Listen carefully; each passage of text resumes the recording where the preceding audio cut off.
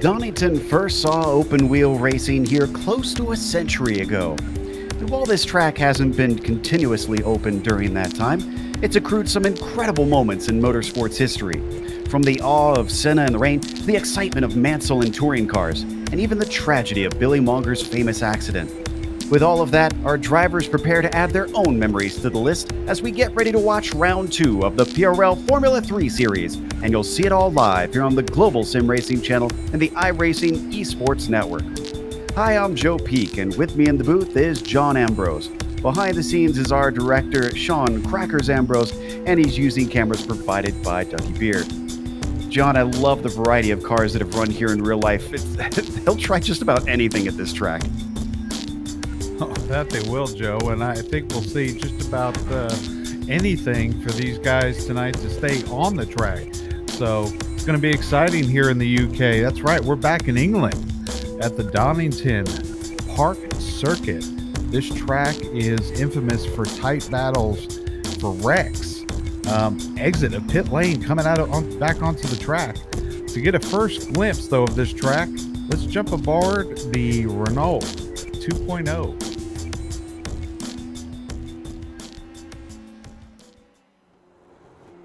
All right, we've got Scott Newton, the GSRC Formula Renault 2.0, so let's do a lap around Donington. Coming down the front stretch, you'll want to pull the car to the left and just dip your wheels over the pit exit line for the best entry to Redgate.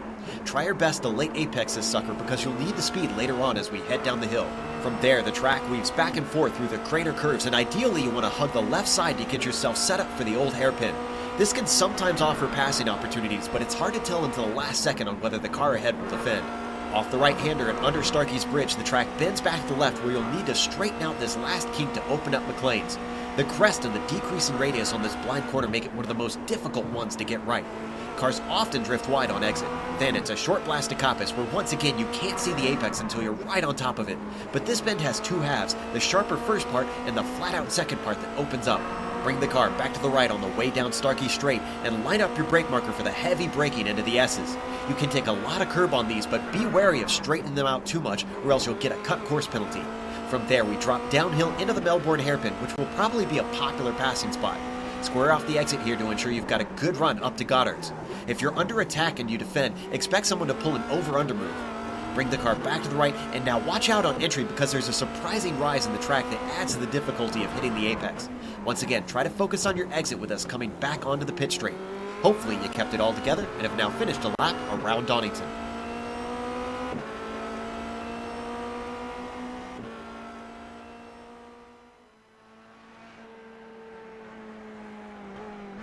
You see an idea of what it's going to be like for these open wheelers out here, but before we get back to what'll be happening on the track, I just want to remind you that we are sponsored, of course, by NinjaTrader, ready to compete against the financial markets. Supporting over 60,000 users across the globe, NinjaTrader provides award-winning trading software and brokerage services.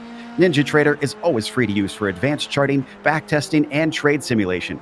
Visit NinjaTrader.com to get started with a risk-free trading simulator and start tracking your performance. Now, let's take a look at the championship since we've gotten one round complete. It's pretty simple to follow because, well, David Holland won last week, so he is up at the top of the charts. Clenard and Santana rounding out the podium. LeBlanc and Cranefuss are, of course, in the top 5, but don't forget Greg Seitz was fast last week, and he's fast again this week. So even though he's not there in the points, this newcomer could upset things, even though he had a bad finish last round at Japan. Let's look at the team's championship as well, John, as we've now got points on the board for that as well. Yeah, as you can see, the Vantage Zero and Vantage Rosso are 1 and 2 there, separated by 20 points. In third is Whataback Ramrod, 27 points behind. Blown Tranny Racing in fourth, and SRT Esport Blue rounding out the top 5 there. A nice little tie there for fifth as well. Now, if you've never watched the Formula 3 series here before for the Precision Racing League, let's go through the race details for you. Of course, we are in round 2, as we mentioned. They have a 45-minute race that they will run. Even though it does say it is an open setup, they don't have the full fuel cell that the real cars have. They've shrunk those so that it forces a pit stop at least once during this race. They have an incident limit as well, 20 incidents, and you will be disqualified. There's certainly some off-track places that you could rack those up. There's your bonus points down at the bottom that the drivers can get as the race goes on. No spare car to try and save yourself. If you get damage, you got to come in and get repairs if you get any damage out there. As always, you're watching this on the iRacing Esports Network. Make sure and subscribe to the channel. It's very easy to do. All you got to do is click the big red button that says subscribe, and then you won't miss a moment here on IESN. But it's not just IESN that we want you to subscribe to, but also to the Global SimRacing Channel. We'll be airing this later on that channel. And if you go and subscribe there, you will be automatically entered into a giveaway. 2 people will be picked, one who has subscribed before December started and one who has subscribed during December, for their choice of item off of our merchandise store. There's just a few of the things that you can get from the store right there on your screen. Go and check it out in the link below if you want to see what else you can find in our merch store. Right now, the qualifying provisionally headed by David Holland, but it took him a few laps to get a quick one in. And he and Greg Seitz have been trading fast laps a little bit, but right now, Holland, John, is looking much, much faster. 0.3, that's pretty big. Yeah, it's really big. And, you know, I've noticed the track temperature, it's actually been consistent throughout practice early on before this broadcast. But yeah, this newcomer, obviously I've been out about 6-7 weeks. This new name is or new to me anyway. He's actually turning some impressive lap times. So it's going to be interesting to see. I see Rod Clenard there in third. There's no stranger up there in the front. James David, Canadian driver, there in 4th position. We still got a little bit about over 5 minutes left of qualifying here, Joe. Yeah, with the turnover of the season, we had an influx of new names at Suzuka last week, and Seitz was definitely one of those. So despite being a rookie here in the Formula 3 series, he's showing that he's got speed regardless. Nicholas Delp rounds out our top 5 for now. His last lap was his quickest. And we shouldn't be too surprised to see this here, John, because, well, they've got the new tire model out on these things. And as we've seen, it certainly seems to take a bit to warm them up. Yeah, I was actually talking to David Holland right before the race, just kind of getting his input on the changes of the car and more specifically the tire model. He really seems to show favoritism to the new feel of the tire. I haven't seen a broadcast yet, so I'm excited to see. What do we have? 38 drivers here tonight or today? I'm excited to see these guys on the track and what kind of strategies they do, knowing that these tires do, Joe, to your point, take about a lap and a half to come in. Surprisingly, we were all kind of expecting, because it was a huge field, even bigger than this one at Suzuka. We thought that maybe there'd be a little bit of chaos at the start on the cold tires and there'd be some spinning, but it was actually relatively calm. As we watch on board Rosenbaum's car, he currently puts it into 21st. That last lap, unfortunately, not counting. With an off-track around here. You know, it's not just the off-tracks I'm worried about at this place, John. There's a few corners where you could get cut course penalties around here that I have a feeling they'll affect the race. Yeah, you know, you mentioned that 20 incident cap. You know, these guys ran here about 8 weeks ago, but it was obviously the shorter track. And you mentioned the corners and the cutoffs there. The biggest one, or the one I think is going to cause real havoc, is Goddard's. And I only say that because you have to make an abrupt left-hand turn to get on that front straightaway. And then you have to, if you're pitting, well, that pit entrance is right on just after the apex of that corner to go hard left in there. So if you're fighting someone and you're on the outside and need to pit, well, you're kind of stuck. Yeah, we'll have to watch out to see if anybody finds themselves disadvantaged by being at the wrong place at the wrong time and wanting to pit. We now watch Matthew Hall currently down, looks towards the latter end of the 26th there. The 20 round cars as he comes out of Goddard's himself, basically trying to get that late apex in the 912. And as he crosses the line, this will only be his second timed lap. He's had a lot of offs here in qualifying, and he does not go quicker. Yeah, you mentioned the offs. I noticed during practice, and I don't want to mention names, but I never saw the incident count before in the 3 digits until I looked over to the entries. So 20 obviously is a double digit and a very low one. So it's going to be exciting. Bear comes across the line trying to improve, but stays pretty low on the field. Seitz is still working on trying to dethrone Holland, but has not made inroads on that 0.3 of a second, and definitely not from multiple laps. Holland's actually taking it into the pits. He feels pretty confident about that pole right now. Bradley Holly, the multi-time champion over on the oval side here in the PRL, currently down in 20th. We saw him do a little bit better at Suzuka. Looks like this one doesn't quite suit him as good. And his last lap did not count. He's got at least 2 more potentially here to try and improve. As we switch over to Josh Daniels, currently in 17th. Sits on a 1:21.4 as his quickest, and that was his last lap across. Let's see if he can go even quicker this time. He does. Another 10th up, but it doesn't gain him a spot. He's about 5 1/1000ths off of Lionel Duprat. See James David here coming across, coming out of Goddard. Well, no, he's bringing it in the pits. Yeah, looks like he's going to abandon that one. Just about 40-some seconds left as Greg Seitz comes across the line one more time.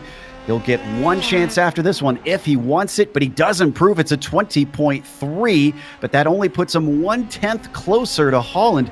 He still has 2/10 to make up just to get up with Holland, let alone pass him in time. Strykars also coming around, and that lap did not count for him. The 177 stays in 27th place. Just about 10 seconds left to go, so anybody who wants to start a new lap does not have much time for it. In fact, I don't think anybody can, because it looks like Kenny Rodriguez should come across the line as the checkered flies. So Rodriguez is going to take his final lap. Doesn't improve, unfortunately. Next one across, that's going to be Matthew Hall down in 26. What has he got? Nothing better for him. Joshua Daniels here coming across the line. It looks like he may... No, unfortunately not better than the last one there. David Strokes. David Serrois also coming through. The number 19, 121.1 was his best, 13th. And he almost matches it, just a bit shy, but he does not go quicker. Strykars I see coming around, pulling along Andy Spicer in the process. That's Seitz. Seitz is going to abandon his lap, so he will stay in second place. Let's see if Strykars can improve. He does. A 22.1 for him. That's going to put him up to 26, so marginal improvement. Bear does not go any quicker on his final lap. And it looks like that will be everybody.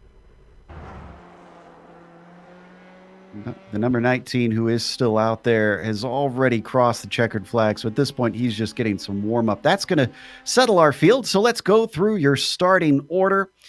David Holland will be starting on the pole with Greg Seitz next to him. That's exactly how it started last week, but it didn't end that way into the first corner. Rod Clenard will be starting in third with Jose Malbron in P4. James David starts fifth tonight with Nicholas Delp in the sixth position. Row 4 has Raymond Day to the inside in seventh. Eric LeBlanc will be starting in eighth. Then it's Stephen Veraday in ninth. Kevin Santana, a bit far down in his qualifying. He's in 10th. In 11th is Jean-Francois Mattei. In 12th, Daniel Cranfus. David Schwartz will be starting 13th. Anthony Pisano will be starting 14th. Outside of him, Matthew Gunderson in 15th. In 16th, it's Lionel Duprat. On the inside of row 9, 17th position, Joshua Daniels. And on the outside of him, Sheldon Rosenbaum. Owen McLaughlin starting 19th. And in 20th position, it's Brett Thurman. Bradley Hawley starts 21st with Andy Spicer in the 22nd position. Then you've got Aaron Webb in P23. Tyler Gore will be starting 24th, and then behind them on the next row, Jay Steffi, P25. Kyle Strykars improving to 26 on his final lap. Matthew Hall starts 27th, and Mike Richter in 28th. Kenny Rodriguez stayed 29th, and Christopher Richards rounds out your top 30. Of course, Paul Wildridge starting in 31st with Daniel Barnett in 32nd. The last driver to get time in was a Bear, 33rd. Then you've got the rest of the field at that time. Jacobson, Lee, Pruill. Apologies, we still don't know quite exactly how to pronounce that name. Sumner and Chatley round out your 37 starters here today. Checking to see if anybody won't get out there. Looks like Sebastian actually won't find his way to the grid because he's not in the session right now. So should see 36 Formula 3 cars at the start when the green flies. Just waiting for the last couple of them to find their way out to the grid. In fact, it goes so far back, you can see a couple of them are going to be starting around the Goddard's hairpin. So that'll be tough trying to get the power down as you're turning steeply to the left. Let's see. Yeah, there's our front row finally finding its way out. Second row needs to be completed, though, as we're waiting for the fourth place driver to work their way to the grid. There we go for Jose Malbron. That should be all of them. So as the clock ticks down, the engines start to rev, the lights come up, and the green flag comes out. Off the line, much better for Holland this time. He's not under threat from sights as they fly down into the first corner. Red gate offers a passing opportunity. There was a little look from Malbron, but can't quite make it stick. Farther back, a little bit of 3 wide, but otherwise I'm not seeing any major dramas. Yeah, we did have 2 cars off. I was about to say, what a great start. And then, yeah, we see the 2 cars there. These guys are getting single file quickly, going up through the high-speed right-hander here. That was Strykars and Rodriguez who had issues, and they were off track with big damage. We'll get back to the replay in a little bit. Already they're heading through Coppice, the blind right-hander. A little bit of a gap being built by Holland over Sights. In the meantime, Clenard is staying stuck to the gearbox, so that number 74. They come down to the chicane for the first time. Hopefully we don't get any slowdown penalties here because they are going to hurt here on the first lap. Yeah, that's going to be an interesting corner to see if anyone tries to outbrake someone. But to your point, you know, that's also a great place to pick up an off track. So far, so good from what we're seeing.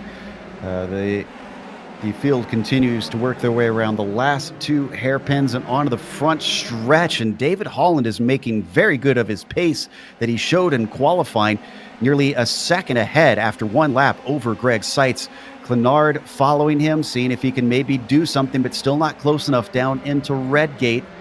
One thing I'm curious about, though, is whether or not these tires maybe suit certain setups later on in the stint, John. So could we potentially see Greg come back at David? You know, it's possible. That's a good, scenario to see what happens in playing out here. And also, will these guys take tires? I don't think they will, especially the tight battles we're seeing here from first through fourth. But yeah, this is going to be, you talked about the open setups. This is where it makes the difference, with too much camber or not enough. Yeah, it's awful close back here between Clenard, Malbron, and David. Malbron almost had another go at Clenard when he went wide out of the old hairpin.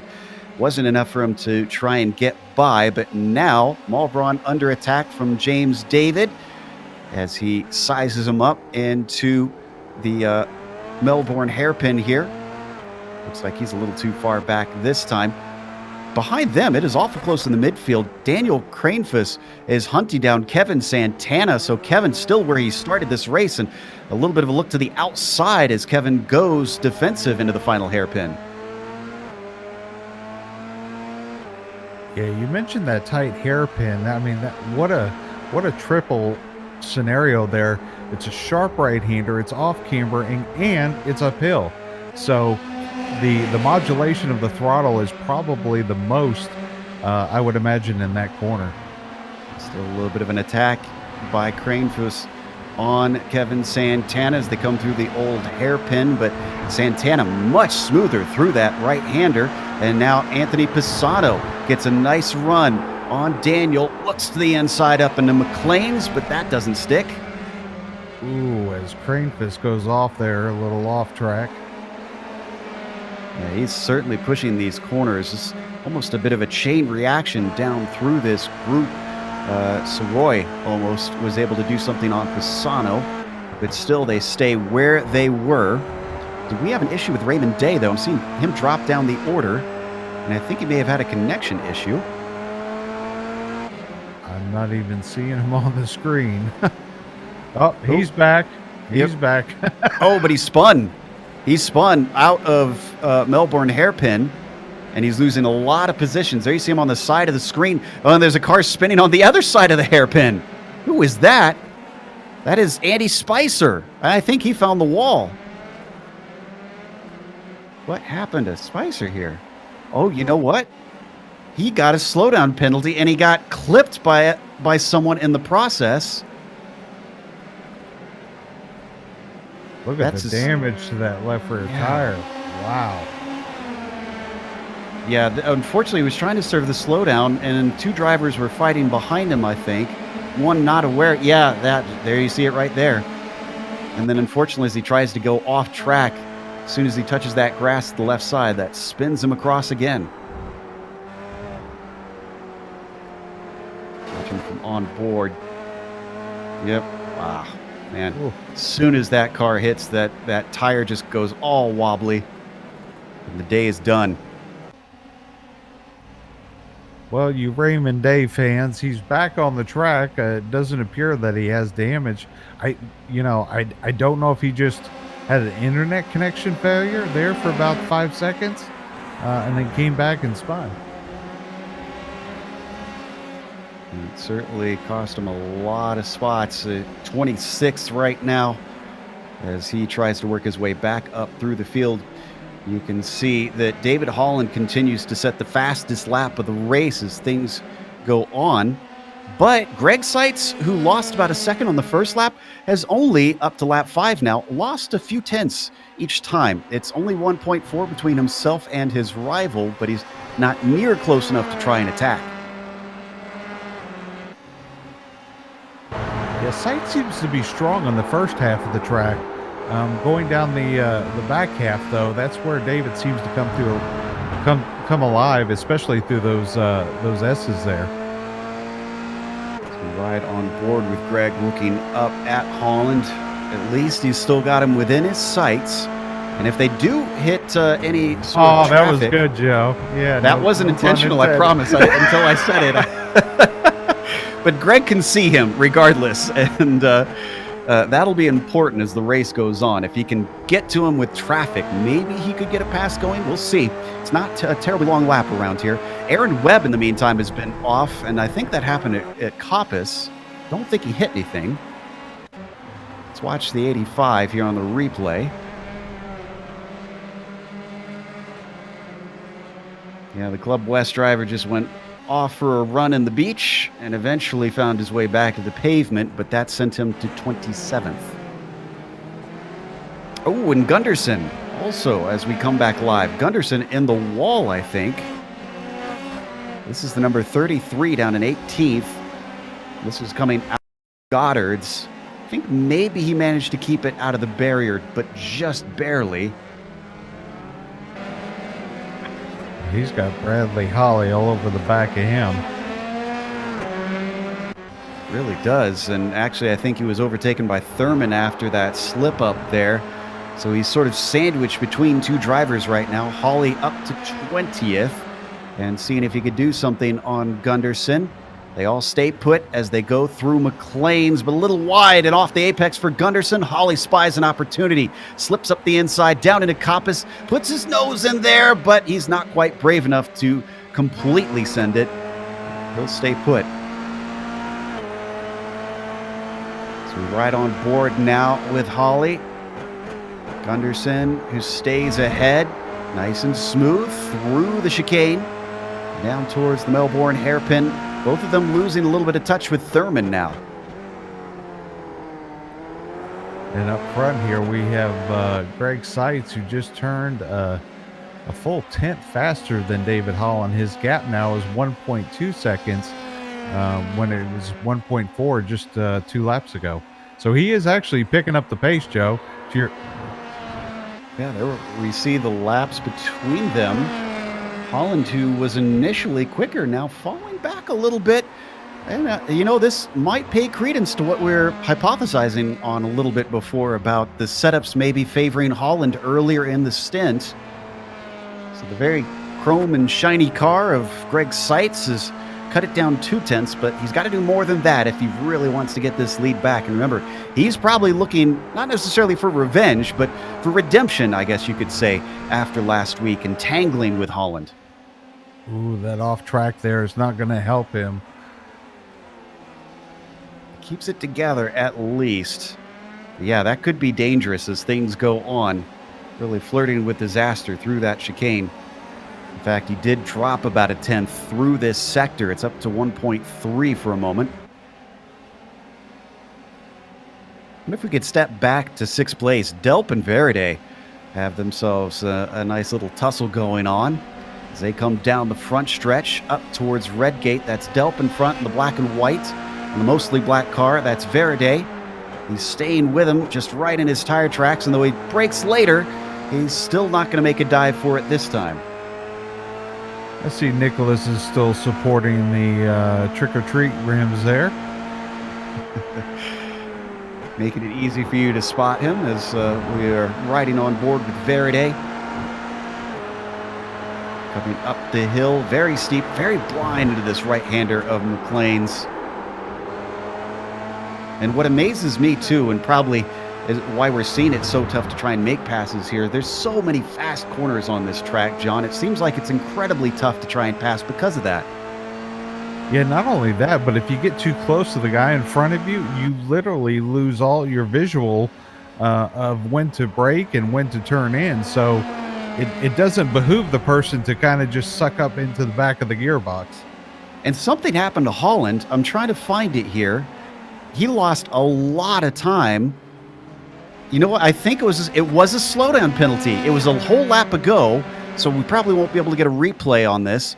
But David Holland cut the course in the chicane, and it was down to 0.3 of a second for a moment. He's turned on the afterburners and has gotten it back up to 0.7 of a second since then. But Greg Seitz gained a lot of time there. Well, so that's okay. So now I think we're seeing the cards being played here that David has, and that is, I think he's got, the correct setup. I think it's just more of him probably managing his tires and trying to hold on to that, that consistency towards the end of the race. Because to your point, I mean, he was 0.3 from Seitz behind him, and now he's 0.8. Oh, looks like Jeff Jacobson is our first, not our first DNF, but among our first DNFs here. He's in the pits. That's because he had to take a tow. Looks like about 40 seconds ago, he had an accident into the wall at McLean's. Took a hard smack. Let's see if we can get the replay here. Oh, you can see just after the incident, he's already lost a wheel. Spears off, and then bam. I know it sucks for the drivers, John, but I never get tired of this new damage model when we see the parts fly.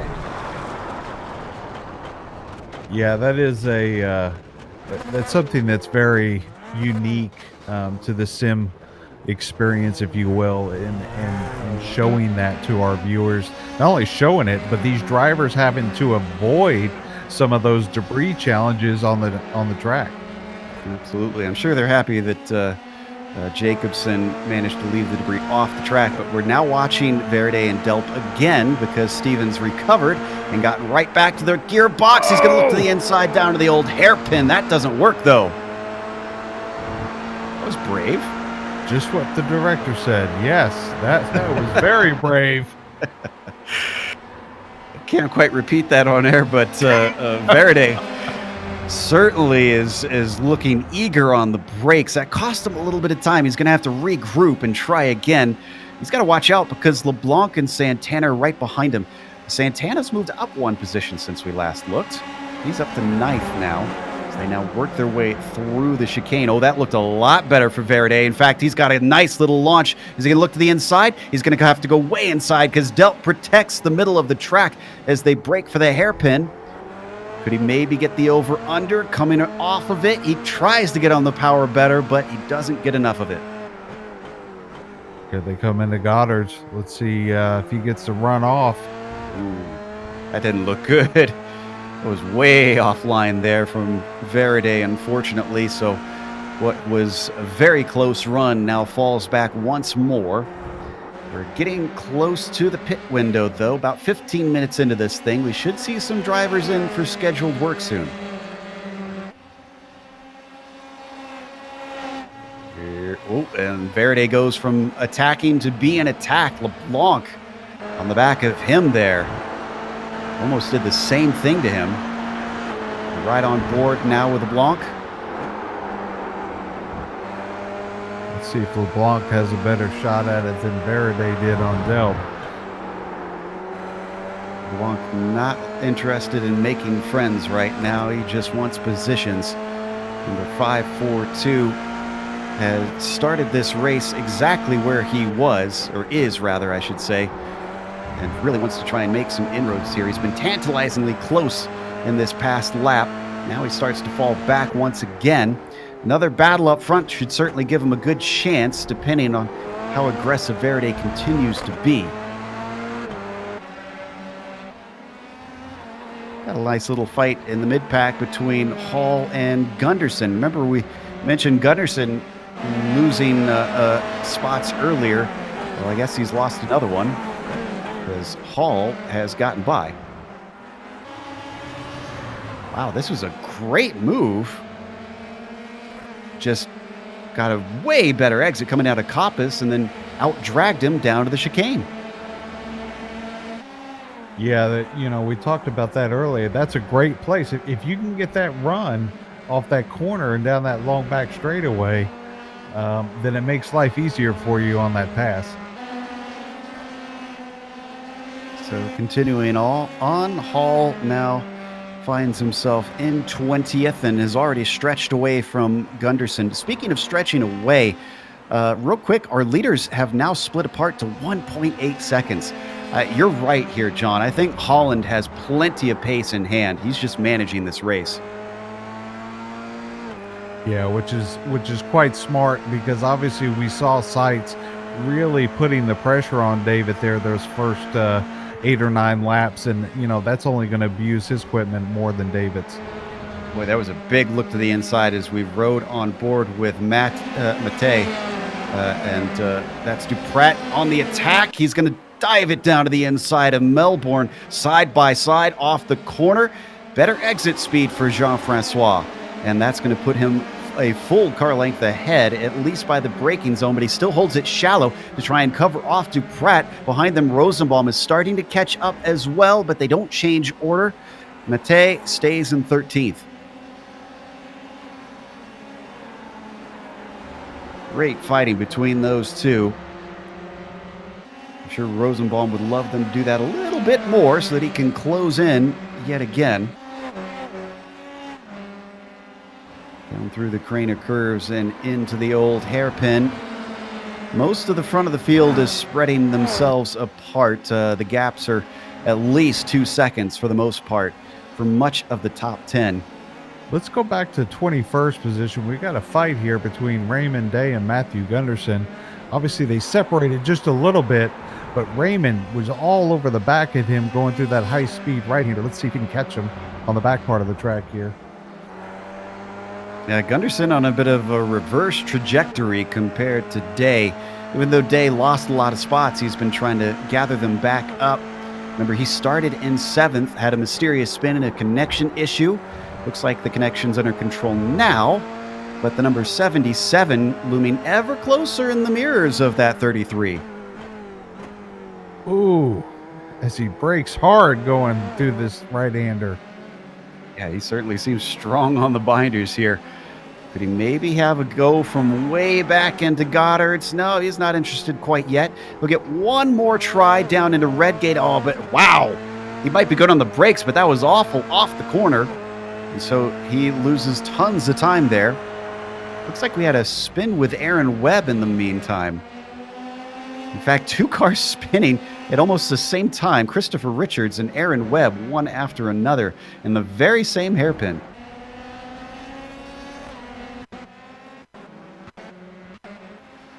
Let's look at the replay here. Should be happening into Goddard, so we're a little far back.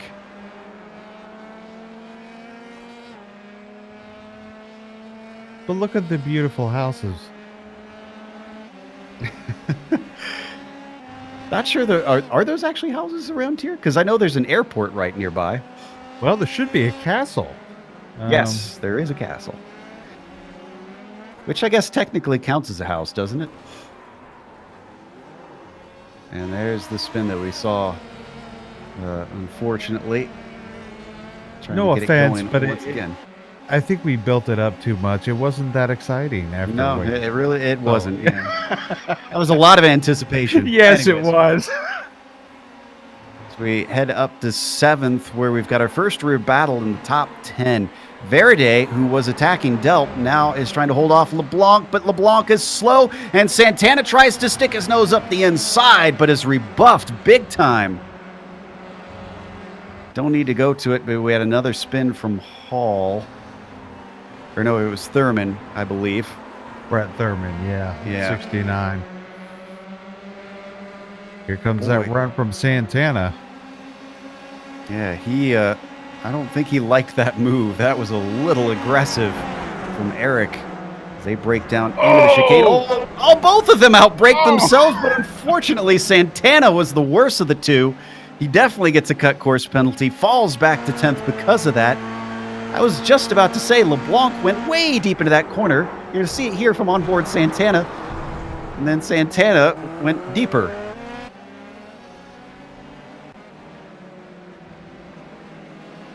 Still haven't had any scheduled stops from any drivers thus far. So we come back to our leader, David Holland. It is now up to 3.4 seconds over Seitz. Seitz has actually been chased by Clenard. Credit to Rod. He's only 1.5 seconds back. He's keeping him honest for that second place. Yeah, so this will be interesting to see what happens when Seitz goes into pit. And Clenard. We'll see who takes tires, who doesn't. Obviously, if Seitz does take tires, that may leapfrog Rod Clenard into that second P2 position there. Yeah, we could see some split strategy there on taking new rubber as we ride on board our third place driver. He's checking to see when we're going to get lap traffic for Holland, and he's actually coming up to Kenny Rodriguez and Aaron Webb pretty quickly. So he's starting to hit those slower cars. And again, that could affect his pace. It depends on when and where he catches them. And that's what Greg Seitz needs right now. He needs something that's outside of his control because he's not showing the pace compared to the number 18. I tell you what, this is the Delp, Faraday, and LeBlanc show this evening. These three guys are constantly just going after it. We had a slow car there on the front stretch. Oh, that's Daniel Burnett. He's a lap down, so he was just getting out of the way. And Santana's coming in. One of our front runners now taking a scheduled stop. I can tell you that Bradley Hawley and Brett Thurman also have pitted. Matei now pitting. So the domino's starting to fall. Gas only for Santana. So he feels confident enough on those tires. How does he come out into traffic? Looks like he's clear. No dramas for him as the 666 returns to the track. He will have some traffic in front of him in the form of Don Lee, but not thick traffic. Yeah, I think we'll see our leaders come in either this time or next time. Down in 15th, Raymond Day got another one. He just went by Owen McLaughlin. Day's gained a few positions from the pit stops. That's why he's up to 15th now, as you see. And Matthew Hall, Hall actually could get McLaughlin here.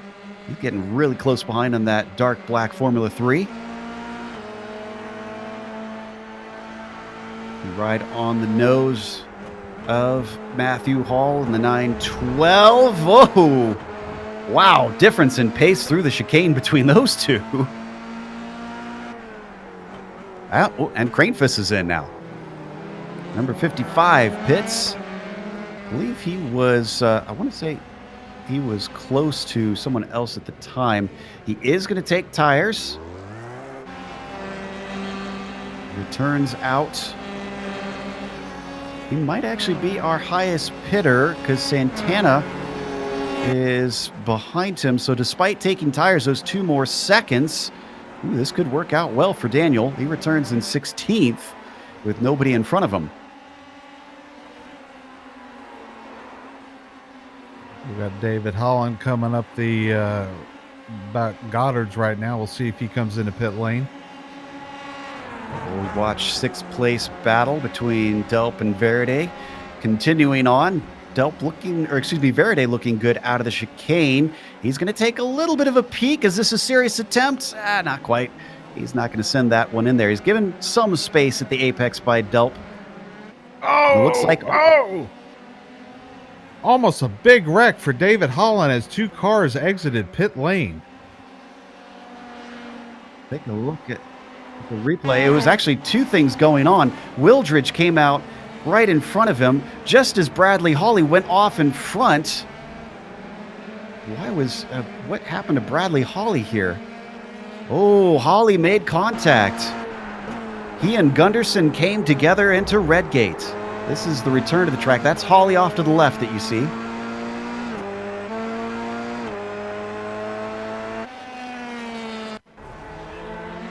Unfortunate for Hawley, he was the one that decked Gunderson this time. Wow. Oh, wow, he punted him. Oh, yeah. Gunderson actually had to take a tow from that. So that certainly compromises both their races, more so Gunderson than Hawley. Right now, your highest bidder is Seitz, and Seitz is battling with Clenard right now for 7th. Leader's in. David Holland is in. Maybe trying to cover off the undercut here, but poor Seitz, I don't think he'll get to use that if he even could have the pace because of Clenard on the attack as we ride on board with Rod right now. Watch and see where Holland comes out. Once we get onto the front stretch, we should be able to see him exit the pits from this angle on the car. He's exiting now, fuel only. He's into 1. And Seitz is coming through Redgate right now. Oh, but it's a bigger gap. Seitz is now about 5 seconds back from Holland. He has lost time. And not only that, but Rod Clenard with a quicker stop is now right up his gearbox. Looks like this is the end of the pit window because I'm seeing everybody coming in through the field now. Stick with this, though.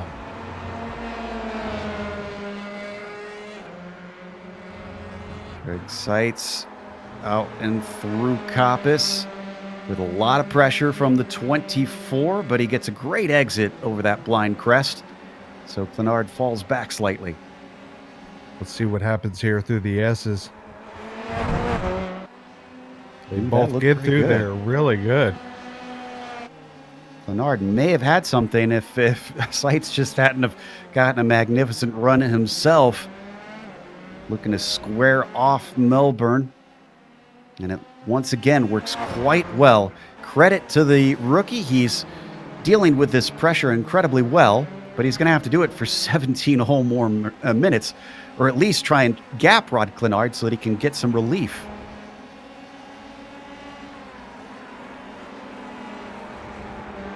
What a great run by Jose Malbrand.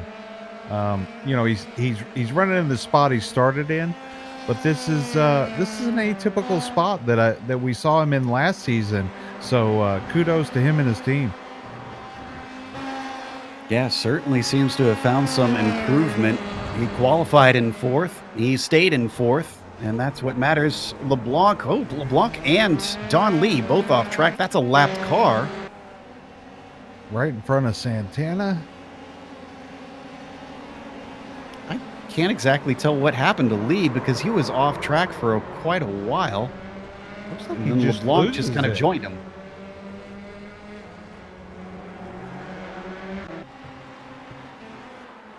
Yeah, Lee came out of the pits and creeped through the gravel for a long time. I'm not sure if he was trying to find himself a bit of open track or what. Meanwhile, back to Cranefuss. This is the battle for ninth place. Santana just in front of him. Pisano giving chase, and LeBlanc in there as well.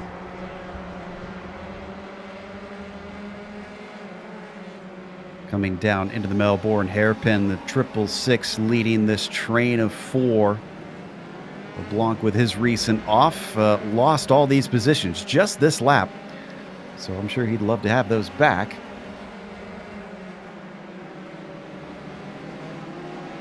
Out and through the hairpin, although that was a horrible run through the final corner from LeBlanc. Those in front of him certainly not threatened coming down into Redgate. A little bit wide for Santana off of Redgate, and at the front of the group. Clipped a little bit of dirt, but kept it going fine. It does allow Cranefuss to gain a little time. Now it's Cranefuss's turn to go wide.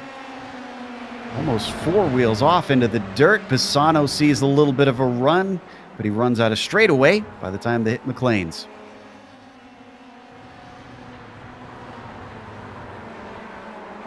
One mistake like that could easily hand over a position with a group like this. Definitely a little bit of luck on the side of Daniel at that moment that Pisano was not closer at the time. Down and through the chicane. In fact, good run from Daniel.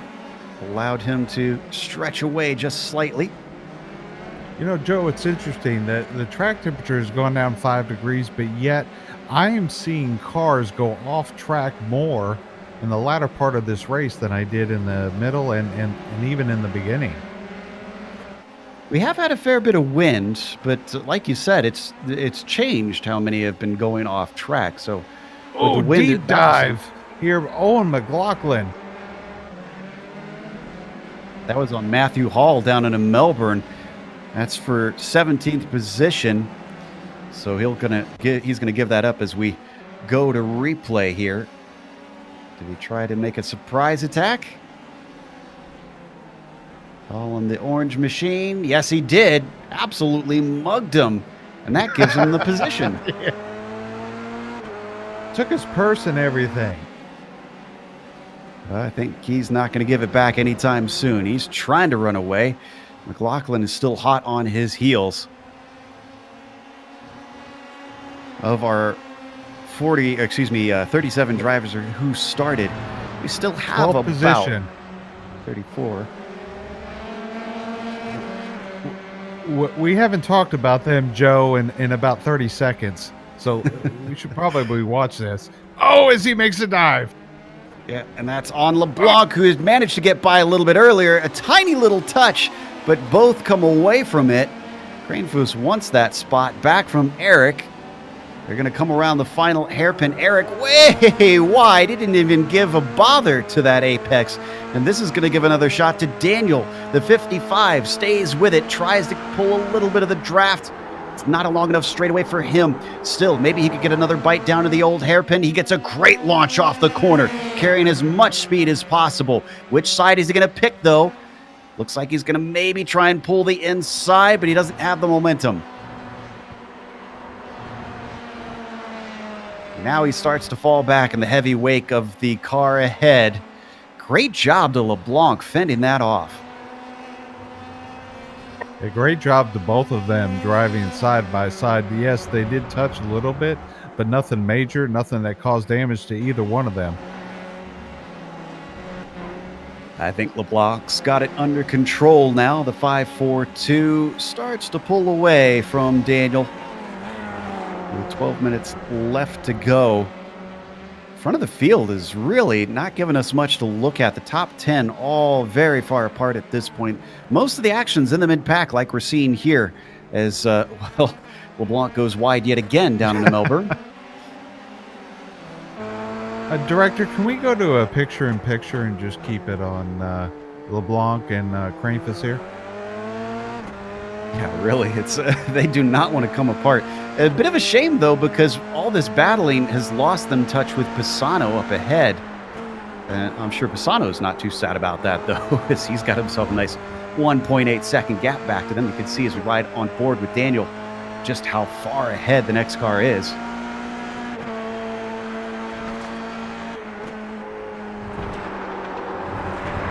Oh, and LeBlanc off.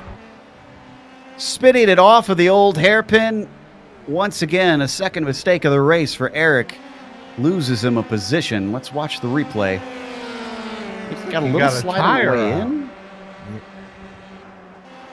Bit of both, I think, yeah. As soon as that thing started to slide, that left rear clipped the dirt, and goodbye.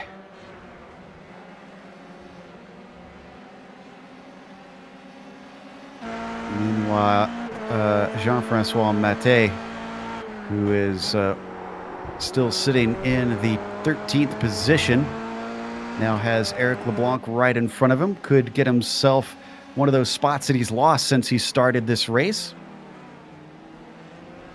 Got a little ways to get up to the back of LeBlanc.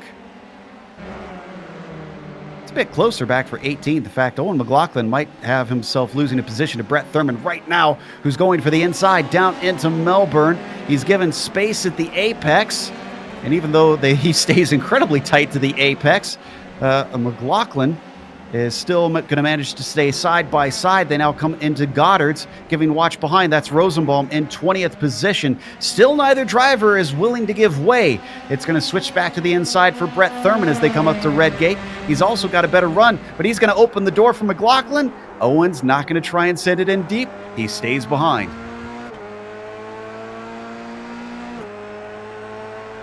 This makes it a three-car fight now with Rosenbaum back there in the yellow machine. They come up to the old hairpin. Cleaner for Thurman than what we saw for LeBlanc. He stays with it, and he starts to pull away. Let's remember, Rosenbaum is the president of the Lap 1 Peace Club. So hopefully they can keep the peace here. Yeah, I mean, that's only lap 1. That doesn't mean he's not aggressive on other laps. So you got to watch out for all the others. They've been having a few cars getting lapped recently. Our leader has now worked his way up to 24th as the next car that he is looking to lap right now. Ooh, Rosenbaum with a good run. Let's see what he can do. McLaughlin on the outside here. Inside. McLaughlin looking to see if he can carry the speed off, but wow, it just did not work from that time. Much tidier from Sheldon. That moves the number 13 up into 19th position. Oh, but he goes wide. Too hot. And he's going to spin it, and he's on the racing line. He manages to get it out of the way, but he's losing position after position. This late in the race, this is dire for him. Oh, and Santana. Santana's off with another car. Who is that? Rodriguez. That's a lapped machine. Oh, no. Santana just in the wrong place at the wrong time. Rodriguez goes off, and when he comes back on the track, Santana tries to pick his way through and picks the wrong side. Oh, big junk. I'm unfortunate to see his day end that way. Kevin's a guy that just never seems to have any luck in this F3 car. He really doesn't. Obviously, he had a fast pace. Meanwhile, as we come back to a battle on screen here, Lionel in a nice little fight. This is that's the car behind you, seeing the number 88 giving chase to Jean-Francois. Down to 7 minutes left to go on the clock. If drivers are going to make any moves, they got to start making them soon. And Mate is keeping himself well out of reach of Lionel. We had that battle about 15 minutes ago between Rod Clenard and Greg Seitz, but that seemed to have gone by the wayside here. Rod has settled back about 2.5 seconds behind Seitz right now. Yeah, credit to Greg. And there's a wreck right in front of him right now. That's Rosenbaum. Rosenbaum Jacobson. Oh, and Seitz hits the spoiler flying across the track. Did he get any damage? Let's see. This happened when Rosenbaum gets a little spin and smacks into the side of Jacobson. Trying to see here on the replay. On my screen, I don't think Seitz hit the... Which from our directors you see if he sees Seitz hit the wing. Again, you can get damage from hitting other cars' parts. It was very close, but I think he avoided it. Rosenbaum has since had to take a tow to the pits. His day is done. It must have been all that chrome with the rust all over it, that helped deflect that car part there. And racing in the salt a little bit too much there. Meanwhile, in 12th position, that is still between Mate and Duprat. Duprat's run him down, though. We are only gone for about half a lap here, and Lionel has just about halved, and in fact more. Look at him close in here through McLean's. Gets nearly within a car length of Jean-Francois. Heavy pressure on the Canadian. Let's see what Duprat can do. The Texan's got to run. He's going to look for it in the chicane, but thinks better of it. Doesn't want to get that cut course penalty or tangle with his fellow driver. Defensive move. Pratt there going wide and then cutting in short. We'll see if he can get a run going into Goddard's here. Tay is making sure that Duprat didn't have a look in on it. Oh, he's awful wide coming off the exit there is Jean-Francois. Texan gets close once again. He's going to have to get himself a great run off of the first corner here. Let's see if he can do it. Just not there. Stays with it, stays in the tire tracks. Oh, we had a problem with Day. Raymond Day loses positions with a spin out of Redgate corner. Single car incident, and off track he goes. Waits for a gap to get on and gets going, but he falls to 16th from that incident.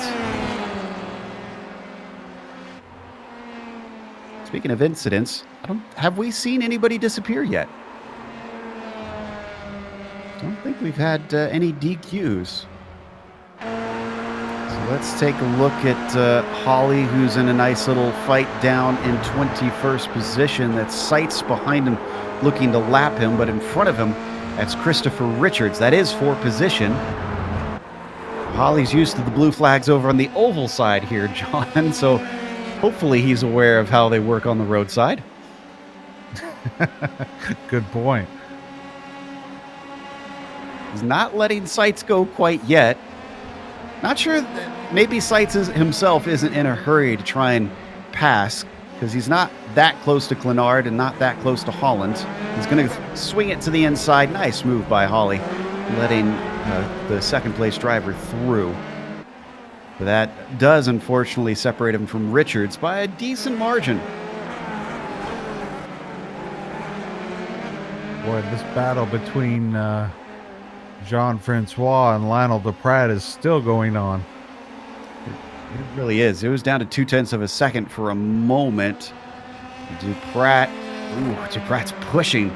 Car is just sliding through the corners now as they come out of Coppice, but he's looking much smoother that time than Jean-Francois, just not faster. He's going to pull the slipstream as they now break for the chicane. Jean-Francois starting to gap it. Well, Pratt not good through that through the S's there. It's interesting with this new release here. We're seeing, time differences from the start of the race about a full second, which we didn't see last season. We saw maybe 2 or 3 tenths slower, but even our leader, he's about 8 tenths slower than his best lap. Which, by the way, I believe we might be getting the white flag this time for David Holland. It'll be awful close. Looking like we might have 2 to go. Oh, but he's coming up on traffic right in front of him. That was Mike Richter, who just pulled across the track after a spin. Let's get an onboard here with Holland, but my goodness, he's going to need a change of pants after the champagne ceremony. Ooh, little Tony Stewart reference there. Ooh.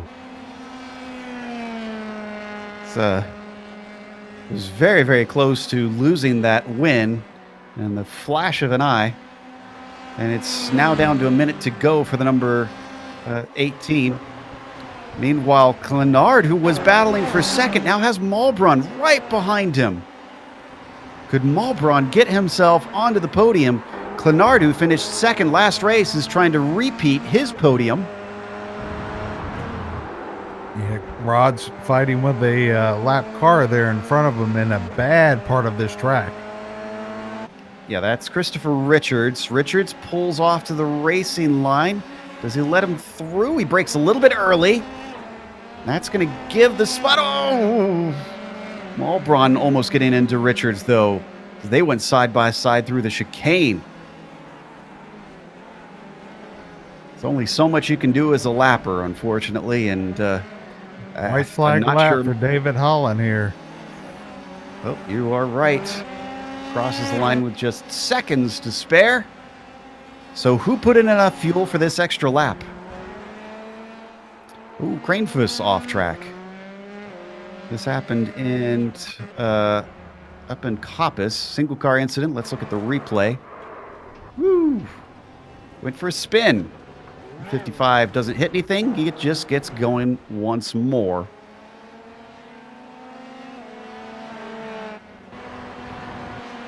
Meanwhile, watching Clenard and Malbron trying to settle out this third place.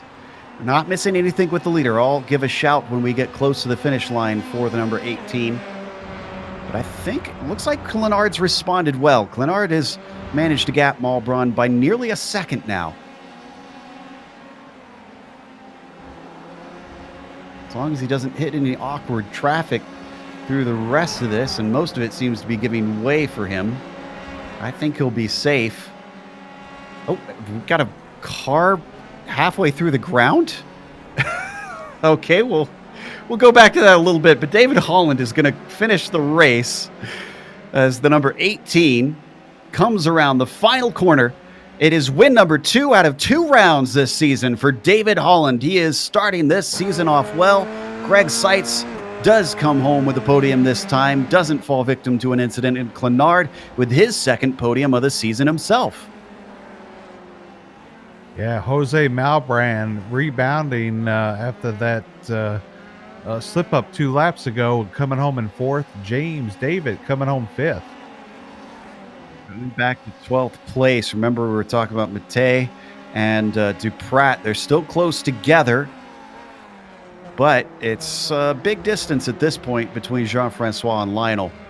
I think unless we get a spin out of the 218, there's not much that Lionel can do in these last 2 corners that they have to go. Out of the Melbourne hairpin, tries everything he can to try and gain some ground. Jean-Francois, a little too smooth through that one. And once again, nice and easy on the throttle. That'll bring home a nice 12th place for Jean-Francois. Behind them, not really much in the way of battles. Hall beats Daniels and Day. So that's the last of our drivers on the lead lap. Let's take a small break here on the Global Sim Racing Channel. We'll come back with the unofficial results as well as driver interviews, but stick around because on screen, you'll see all the upcoming races here on GSRC.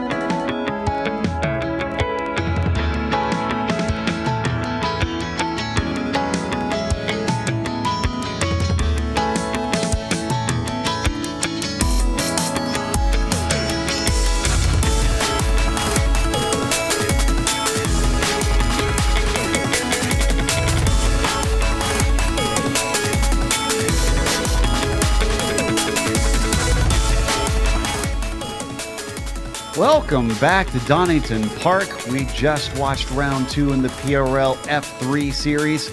And in the end, David Holland got another victory. That's 2 for 2 so far for him.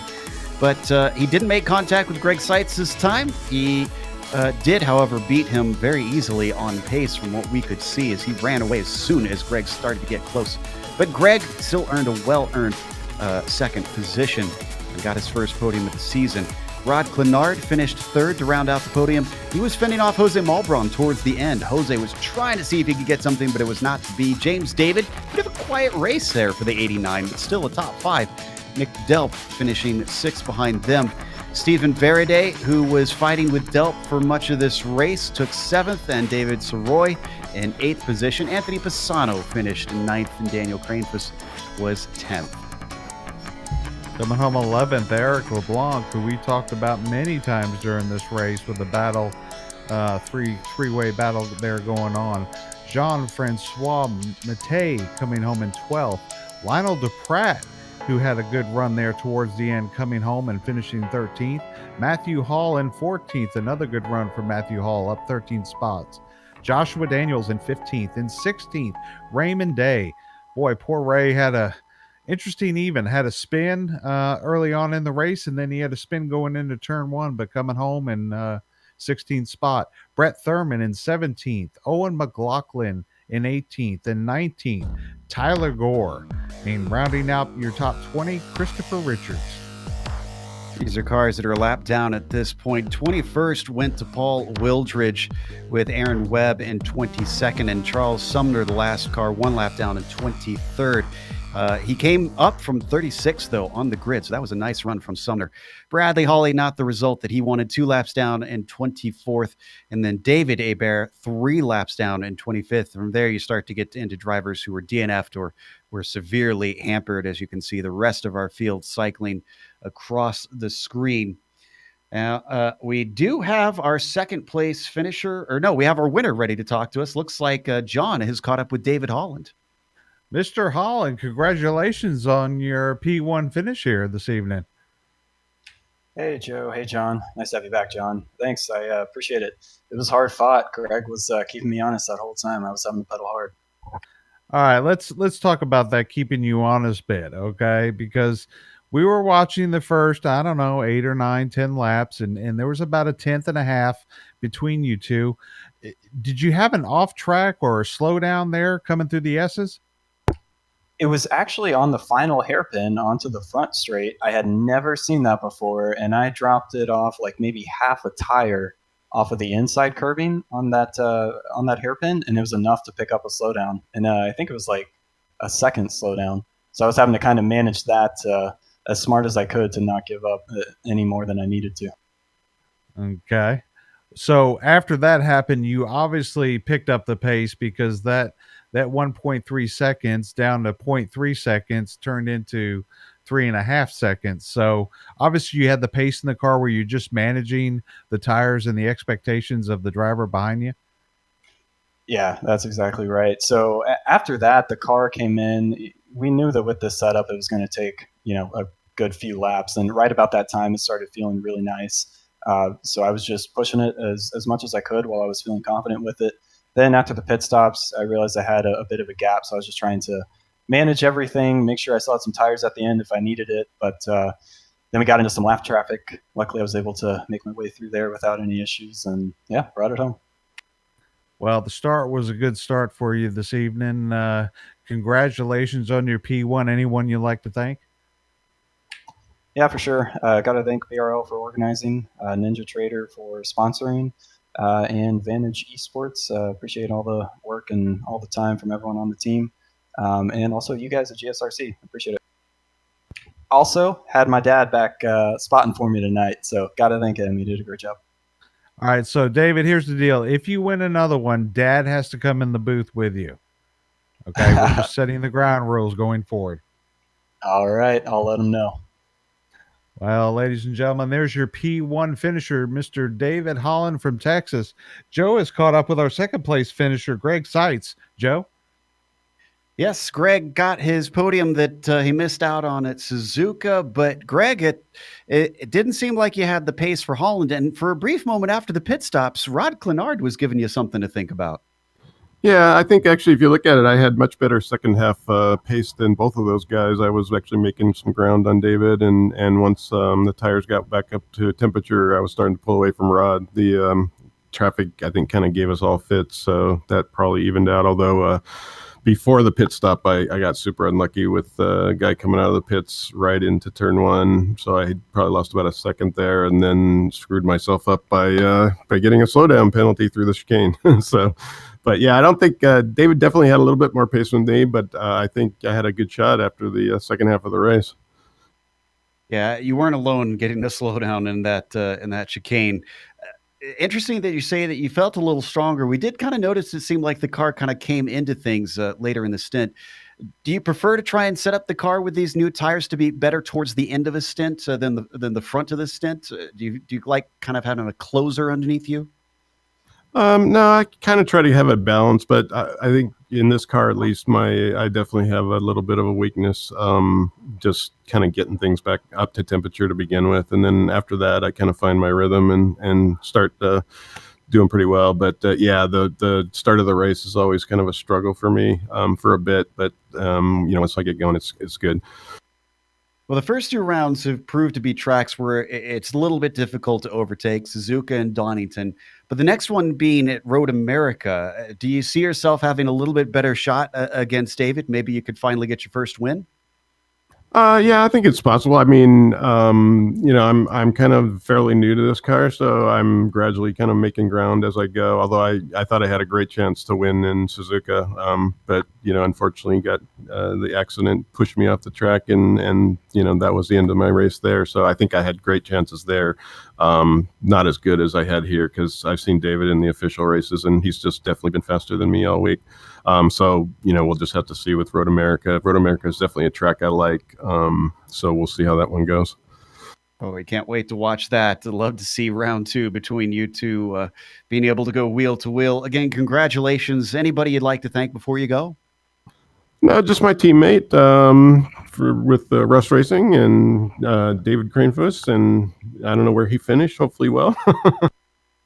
Yep. He did pretty good today with the top 10, and that was second place finisher Greg Seitz here with us. Up next, it looks like John's caught up with Rod Clenard, who got his second podium in 2 races. Rod, John here.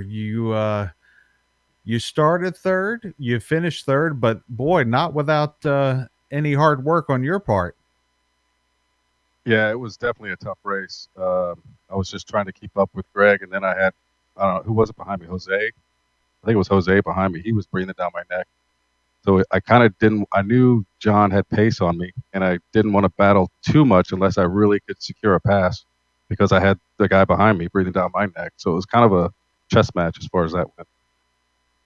Rod, do you feel like you used up a little bit too much early on, or do you feel like the car came in better the second half of the race? Now, I always use the car up as soon as I get out. As soon as the green flag drops, you can pretty much bank like 15 laps later, the tires are shot. So I guess it's just a Carter thing. Okay. Now I didn't watch you on the pit stop. You only took, well, actually, no, I did watch you. You took fuel only, right? Yes, sir. Okay.